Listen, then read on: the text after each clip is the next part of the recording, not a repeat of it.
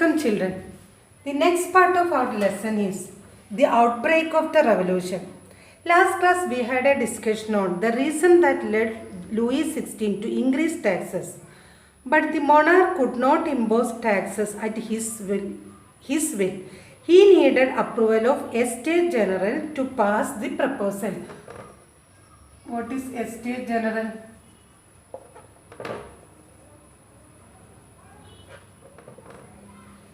So, Estate General was a political body to which the three estates sent their representatives. It's like a legislature.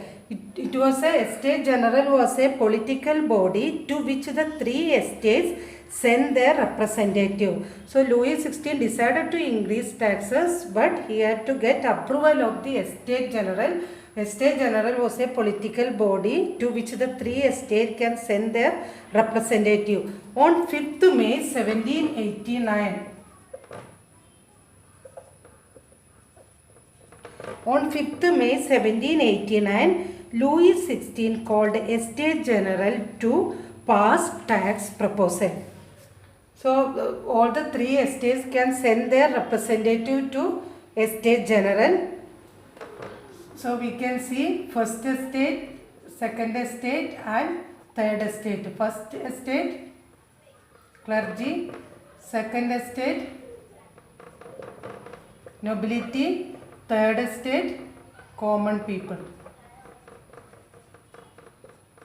So, first estate represented 300 people. Second estate also represented 300 people and third estate represented 600 people, but peasants, artisans and women were denied entry to the assembly. Most wealthy and educated members represented third estate. Peasants, artisans and women were denied entry to the assembly. So how was the voting system? Voting to be conducted on the basis of one estate, one vote. Here voting system was one estate, one vote. Clergy, that group, one vote. Second estate, one vote. And third estate, one vote. This was the system. So definitely we know that clergy and nobility were always together and they would have ruling power over the third estate. What now people wanted was to move from the idea of one estate, one vote to one representative. Here third estate people, middle class people demanded that instead of that one estate, one vote system, one representative should get one vote. One man should have one vote. Here there are 600 people. So 600 votes they will get. So they demanded like that one man, one vote system. But Louis XVI denied this proposal. When the king rejected this proposal, members of the third estate walked out of the assembly in protest. So when Louis XVI denied the demand of the third estate, they wanted one man, one vote system, but Louis XVI denied that proposal. As a result of that, members of the third estate walked out of the assembly in protest. On 20 June, they assembled in the hall of indoor tennis court. 20th June 1789, they assembled in the hall of an indoor tennis court in the grounds of Versailles. They declared themselves as National Assembly. So these people, they left the assembly hall and they met nearby tennis court and they formed themselves as National Assembly and they swore not to disperse till they had drafted a constitution for France. This incident is known as Tennis Court Oath.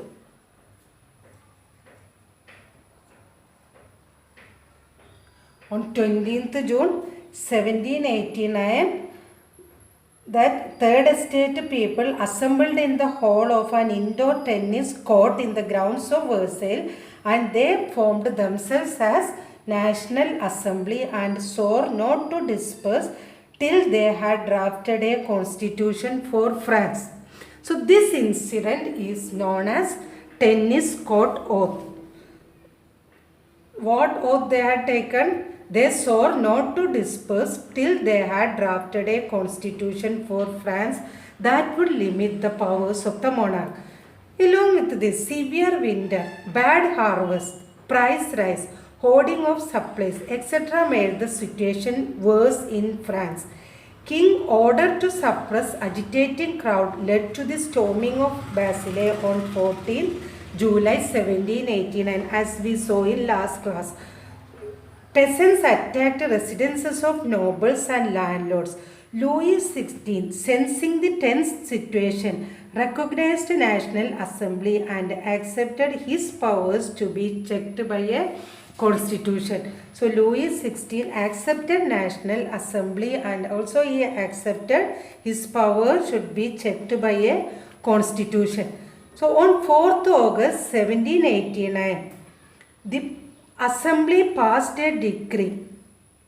4th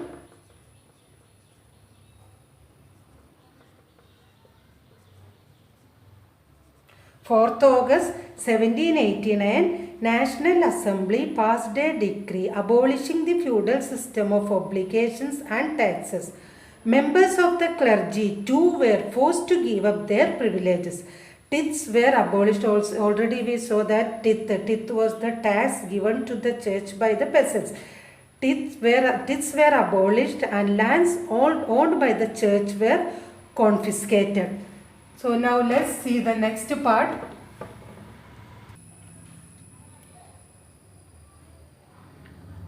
France becomes a constitutional monarchy. The National Assembly completed the draft of the constitution in 1791. Drafting French constitution completed in 1791. Its main object was to limit the powers of the monarch. Power divided among legislature, executive and judiciary. What was the idea of Montesquieu? Power sharing.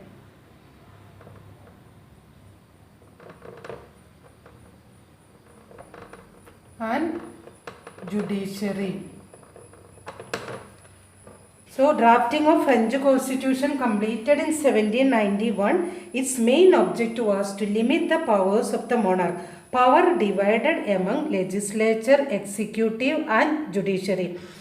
But not all citizens had the right to vote. There were two types of citizens. There are active citizens and passive citizens.